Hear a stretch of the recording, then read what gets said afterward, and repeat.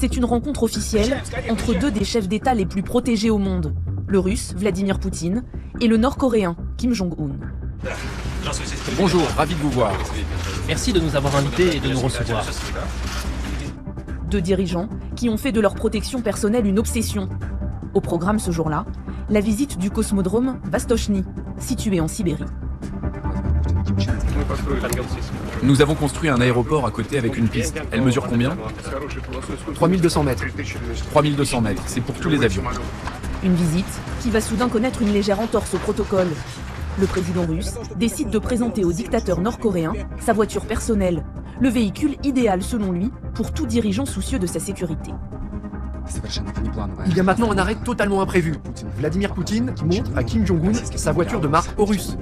Nous sommes en train de voir que Kim Jong-un vient de s'asseoir dans la voiture. Vladimir Poutine est à côté. Cela fait déjà pas mal de temps, au moins 4 ou 5 minutes, que Vladimir Poutine et Kim Jong-un se trouvent dans cette Horus. C'est notre véhicule, on l'a baptisé Horus. On vient de commencer à la produire en Russie. Ça c'est la version rallongée, et ça c'est la version limousine. Dans sa version présidentielle, tout dans ce véhicule a été pensé pour assurer une sécurité maximale au maître du Kremlin. L'Horus ne sert pas qu'à protéger le président. C'est aussi un poste de commandement mobile bardé d'équipements de communication. Elle peut passer en mode totalement hermétique, de façon à ce qu'aucun gaz ne puisse pénétrer dans l'habitacle. Elle est bien sûr totalement blindée pour résister à des tirs d'armes de guerre à bout portant.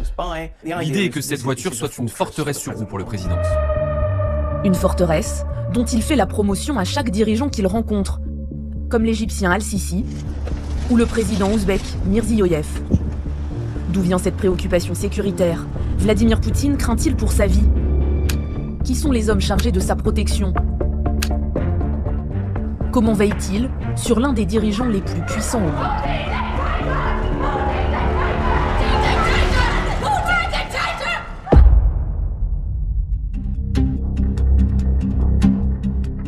Notre enquête commence à Vilnius, en Lituanie, où de nombreux opposants russes ont trouvé refuge. Comme Vladimir Milov, qui fut vice-ministre de l'Industrie dans le premier gouvernement de Vladimir Poutine en 2002. Il a alors pu observer le fonctionnement de l'unité d'élite chargée de la sécurité du maître du Kremlin. Il a une sorte de garde prétorienne, le service fédéral de protection appelé FSO. Il est composé d'environ 50 000 agents, c'est une armée. Sa seule tâche est de protéger Poutine. Ils sont très bien payés, entraînés et équipés. Et ils ne sont là que pour une chose, quoi qu'il arrive, même en cas de guerre nucléaire, protéger cette personne. Ilya Rozdestemski vit lui aussi en exil à Vilnius. Menacé, ce journaliste d'investigation a dû fuir son pays en 2021. Il enquête depuis de nombreuses années sur le FSO qui protège Vladimir Poutine. Le seul but de ce service est de fournir à Poutine tout ce dont il a besoin. Ils sont responsables de sa sécurité lors des voyages officiels, mais aussi privés. Ils s'assurent que Poutine mange bien, que Poutine dorme bien, que Poutine soit en sécurité. Certains sont chargés des communications secrètes, d'autres des achats de nourriture ou de ses voitures. Si quelqu'un essaie de le tuer, ils seront les premiers à intervenir. Dans le cadre de ses investigations, ce journaliste a réussi un scoop. Il a interviewé cet homme, Gleb Karakulov, un agent du FSO qui a déserté. Un témoignage rare sur la sécurité au cœur du pouvoir. Durant sa carrière, il a effectué 180 missions à l'étranger, pendant lesquelles il était chargé de la sécurité des communications de Vladimir Poutine. En 2022, il décide de fuir avec sa famille. L'interview se fait à distance, alors que l'ex-agent du FSO se trouve dans un lieu tenu secret en Turquie. Quand avez-vous décidé de quitter votre emploi? En février 2022, une guerre criminelle a commencé. Et j'ai décidé de ne pas me voiler la face. Je ne pouvais pas rester au service de ce président, que je considère comme un criminel de guerre. L'ex-agent du FSO a observé ces dernières années des changements d'attitude chez le chef du Kremlin. Depuis 2 ans, il passe la plupart de son temps dans ses résidences, que les médias appellent des bunkers. Il n'utilise ni Internet, ni téléphone portable. Il a maladivement peur qu'on intente à sa vie. Lors d'un voyage au Kazakhstan, alors que d'habitude on installe le système de communication dans le bureau de l'ambassadeur, cette fois-ci on a dû l'installer dans l'abri anti-bombe de l'ambassade russe. C'est une forme de paranoïa, car vous êtes sur le territoire d'un pays étranger qui assure votre sécurité et votre ambassade est elle-même protégée. Vladimir Poutine a-t-il peur qu'il y ait un attentat contre lui lors de ses voyages à l'étranger pour qu'il ait besoin de se réfugier dans un bunker pour communiquer ? À quoi servirait cet abri sinon? C'est exactement ça. Il a peur. Formé à l'école du KGB, Vladimir Poutine sait que la discrétion est parfois la meilleure des protections. Pour ses réunions de travail, il a ainsi recours à un stratagème particulièrement efficace. On a découvert que Poutine a décidé d'avoir les mêmes bureaux dans toutes ses résidences. Ils sont totalement identiques. Vous ne verrez pas la différence. Parfois, je savais qu'il était à Sotchi, sur les bords de la mer Noire.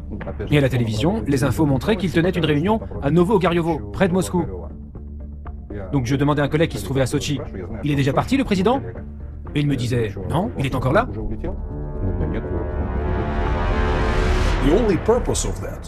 Le seul but de cela, c'est de s'assurer que lors de ces réunions de travail qui sont filmées, personne ne sache où cela se passe.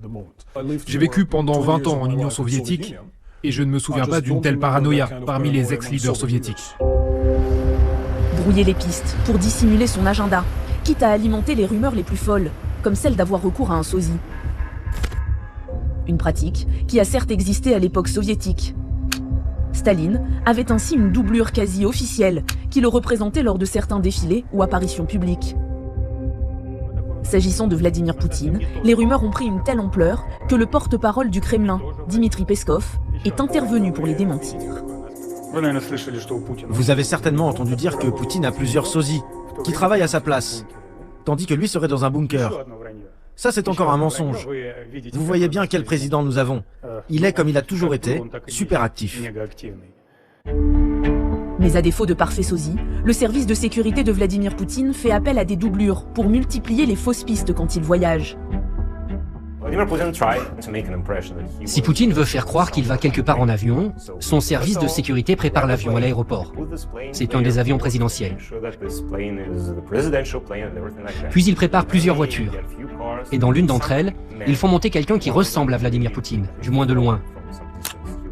Il s'assure qu'il embarque dans l'avion. Donc on a l'impression que Poutine est monté à bord, puis l'avion décolle pour une destination. Mais en fait, Vladimir Poutine n'a pas bougé. Il peut ensuite s'envoler à loisir pour une autre destination. Des véhicules leurres, un stratagème, aussi appliqué s'agissant des convois motorisés du président russe.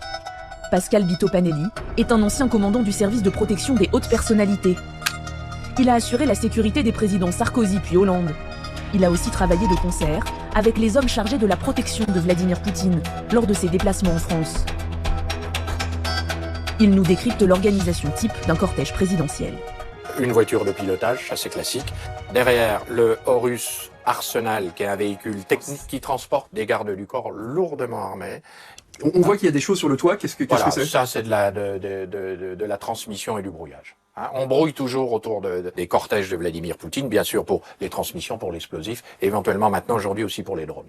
Et ça, c'est un véhicule russe, ils viennent avec, ils se déplacent affirmatif, avec. Voilà, comme le président Biden, sur les véhicules très techniques et confidentiels, on emmène son matériel, on travaille pas avec le matériel du pays. Seule une poignée de chefs d'État se déplacent ainsi, avec leurs propres véhicules, qui sont aussi rigoureusement identiques par souci de sécurité. Une limousine Horus qui peut contenir le président, mais on ne le sait pas parce que on pratique avec le président Poutine la politique du leurre, on double, voilà, et on a derrière une deuxième limousine qui est encadrée par des véhicules de sécurité. Ça, c'est pour remonter encore le niveau de sécurité. On voit même sur certains déplacements, non pas 2, mais 3 limousines similaires, donc en cas d'attaque, quel est le véhicule dans lequel se trouve le président, et sur certains déplacements plus sensibles, il arrive qu'il y ait même plusieurs cortèges qui ont des itinéraires différents. Toujours plus soucieux de sa protection, pour ses longs déplacements en Russie, Vladimir Poutine a aussi adapté ses modes de transport. Il aurait délaissé l'avion, pour privilégier le train jugé plus sûr. Le plus étonnant, c'est qu'on constate qu'il a commencé à utiliser le train de façon très fréquente, juste avant le début de la guerre en Ukraine. Apparemment, il était un peu inquiet pour sa sécurité. Il se demandait si les forces armées ukrainiennes n'allaient pas s'en prendre à son avion. Or, c'est extrêmement difficile de tracer un train. Il n'existe pas de site comme Flight Radar qui permet de suivre les avions en temps réel.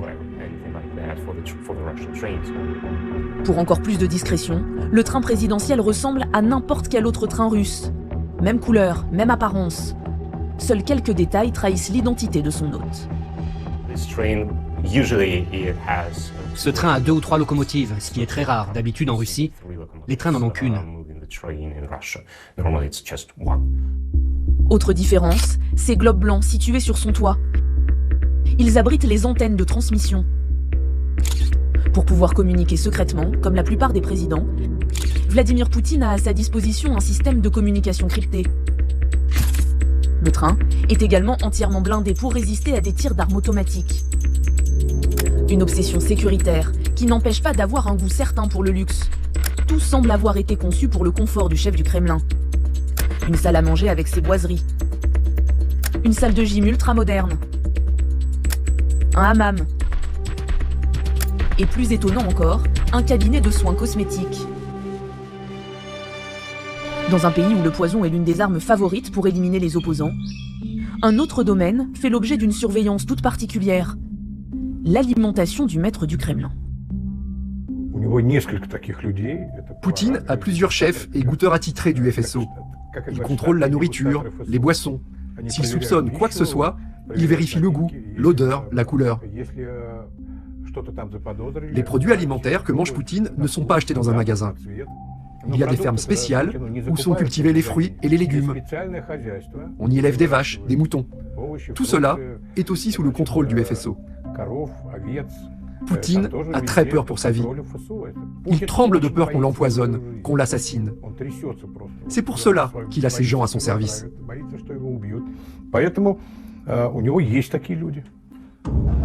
Même précaution lors de ses déplacements internationaux. Quand Poutine voyage à l'étranger, tout ce qu'il mange et boit a été apporté sous scellé depuis la Russie. Donc même quand on le voit à une réception diplomatique et qu'il porte un toast avec un leader étranger, le champagne qui est dans son verre a été versé par les hommes de sa sécurité depuis la bouteille qu'ils ont apportée avec eux. Et un accessoire ne le quitte jamais. Même lors des sommets internationaux, ce mug isotherme avec couvercle. À la différence des autres chefs d'État, Vladimir Poutine ne touche presque jamais les boissons mises à sa disposition par les organisateurs.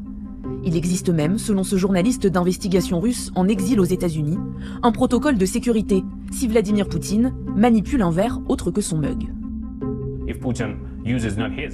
Par exemple, si Poutine n'utilise pas son mug personnel mais un verre fourni par l'organisation, les hommes chargés de le protéger vont nettoyer le verre après qu'il est manipulé, pour ne laisser aucune trace de son ADN. Cela peut paraître très étrange comme attitude, mais pour la Russie d'aujourd'hui, c'est normal.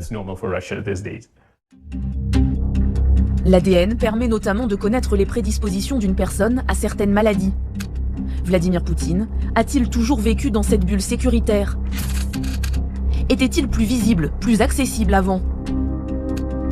Pour son ancien ministre qu'il a connu lors de son premier mandat présidentiel, au début des années 2000, le Poutine d'aujourd'hui n'a rien à voir avec celui des débuts.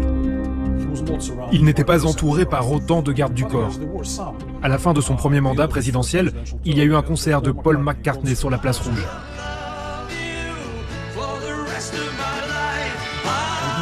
Et on voit Poutine arriver du Kremlin avec seulement quelques gardes du corps. Et il est très proche des gens qui le saluent. Il avait une attitude très différente de celle d'aujourd'hui.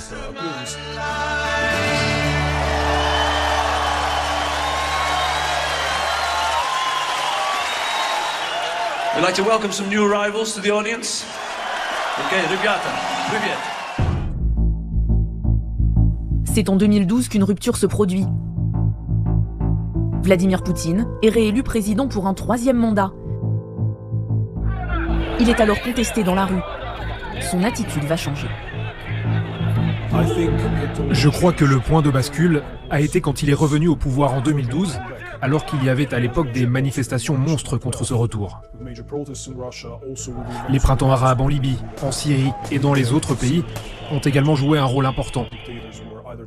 avec des dictateurs qui ont été renversés ou menacés. Donc, à partir de 2012, sa préoccupation constante a été de renforcer sa sécurité personnelle. Un épisode aurait particulièrement marqué le président russe. La mise à mort du dictateur libyen Mouammar Kadhafi par son propre peuple. Un lynchage filmé, en direct sur des téléphones portables. Jean-Maurice Ripper, ancien ambassadeur de France en Russie, a été témoin, lors d'un tête-à-tête entre Vladimir Poutine et François Hollande, de l'effroi ressenti par le président russe.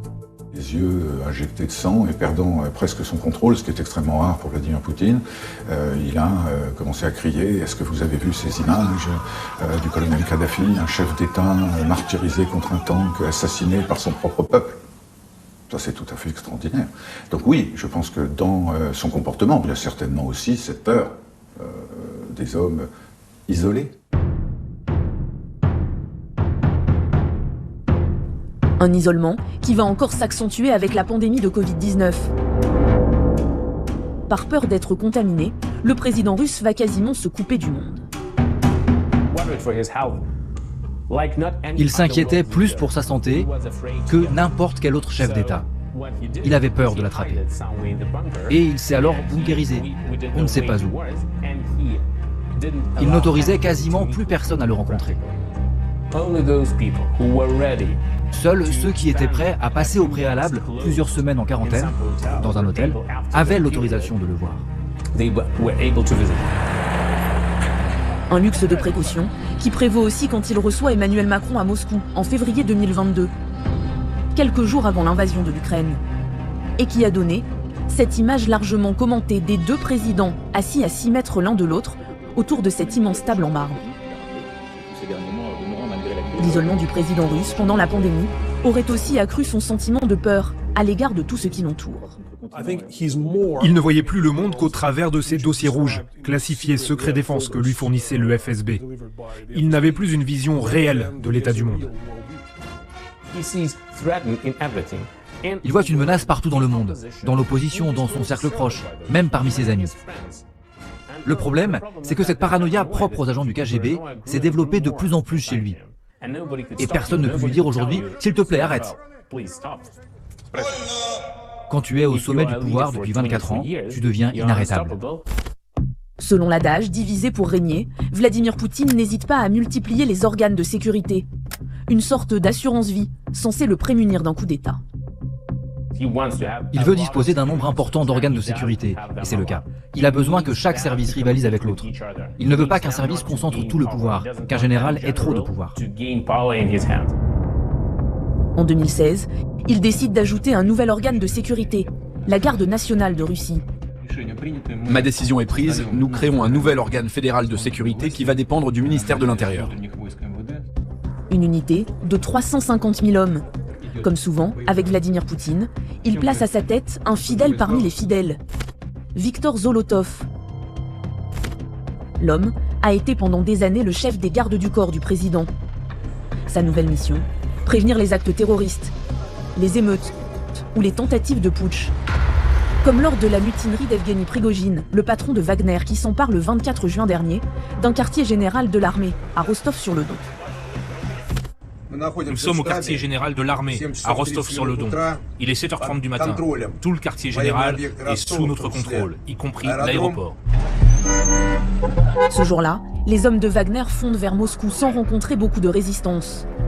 On a vu l'efficacité de la garde nationale, ils n'en ont aucune. Lors de la mutinerie de Prigojine, ils n'ont pas bougé, ils n'ont rien fait.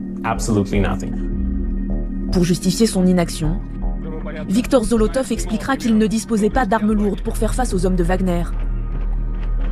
Depuis, la garde nationale a été dotée de tanks. Le 17 mars prochain, les Russes voteront pour élire leur président. Un scrutin dont le résultat semble connu d'avance. En vue de sa réélection, Vladimir Poutine a renoué depuis peu avec les apparitions publiques, multipliant les contacts avec ses concitoyens. Une manière d'atténuer son image de président bunkerisé, obsédé par sa propre sécurité.